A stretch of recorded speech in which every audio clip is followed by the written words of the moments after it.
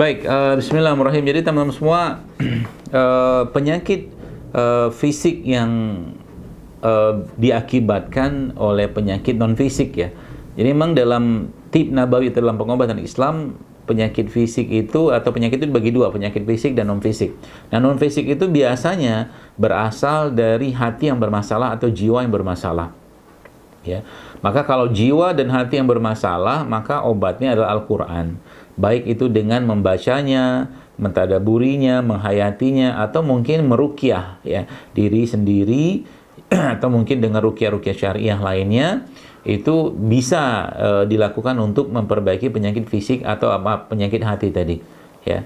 Atau mungkin juga dengan melakukan kebaikan-kebaikan ya, memperbanyak sedekah, memperbanyak sholat malam, itu juga salah satu sarana, dan bertawakal kepada Allah, menyerahkan, bergantung diri kepada Allah Subhanahu wa taala, itu salah satu cara kita untuk menyehatkan hati kita. Jadi kalau mungkin bahasa modern itu psikosomatis ya. Jadi penyakit fisik yang diakibatkan oleh penyakit kejiwaan. Ya, maka jawabannya kembali pada Allah, kembali pada Al-Qur'an. Jadi kan Al-Qur'an sebagai obat, dan kita meminta pada Allah dengan doa-doa dan zikir kita agar Allah perbaiki hati kita. Nah, itu kurang lebih. Nah, kalau sudah sampai menyebabkan penyakit fisik, ya penyakit fisiknya juga diobati juga. Ya, tapi yang lebih utama adalah memperbaiki kolbu tadi ya. Membaca Qur'annya diperbanyak, lihat kajian atau dengar kajian diperbanyak, kemudian membatasi bergaul dengan orang-orang yang tidak memberikan manfaat ke diri Anda, ke iman Anda ya. Pilih-pilih teman. Jadi kalau saya menyarankan ya teman-teman semua untuk pilih-pilih teman. Jadi kalau Anda berteman, pilihlah teman yang membuat Anda lebih baik.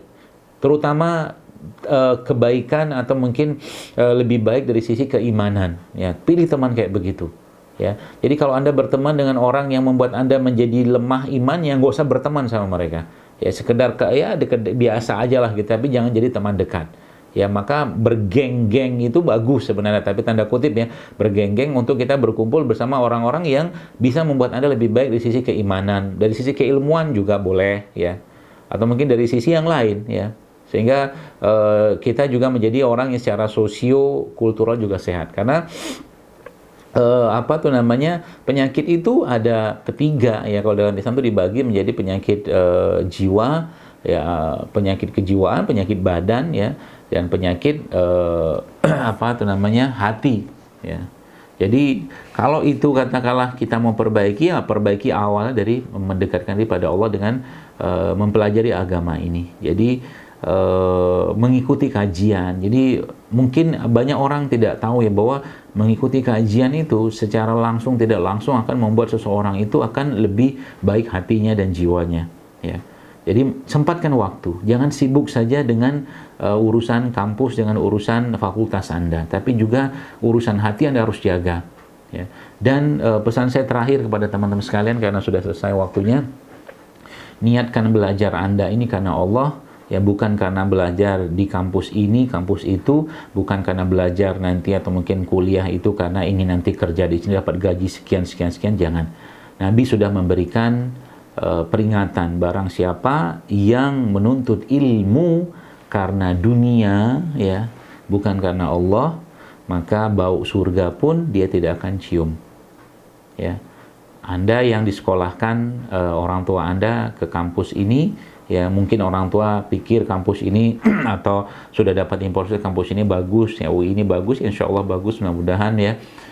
Tapi jangan lupa ya, jangan cuma sekedar belajar atau kuliah di sana untuk mendapatkan gelar dan sekedar ilmu untuk bisa kerja di sini, bisa dapat gaji sekian, bisa dapat ini segala macam. Jangan. Niatkan karena Allah, ya Allah jadikan apa yang kupelajari di sini menjadi kebaikan, apa yang kupelajari di sini menjadi manfaat, apa yang kupelajari di sini bisa menjadi amal jariahku. Ya, jadi niatnya kayak begitu, sehingga nanti Anda betul-betul mendapatkan pahala orang yang berjihad di jalan Allah. Karena barang siapa yang keluar dari rumahnya untuk menuntut ilmu karena Allah, maka dia dicatat sebagai seorang yang berjihad di jalan Allah, dan kalau dia mati di situ dia dicatat sebagai orang yang syahid. Mudah-mudahan ini nasihat bisa teman-teman terapkan ya, dan manfaatkan waktu dengan mempelajari generasi-generasi emas yang ada pada era-era kemasan Islam.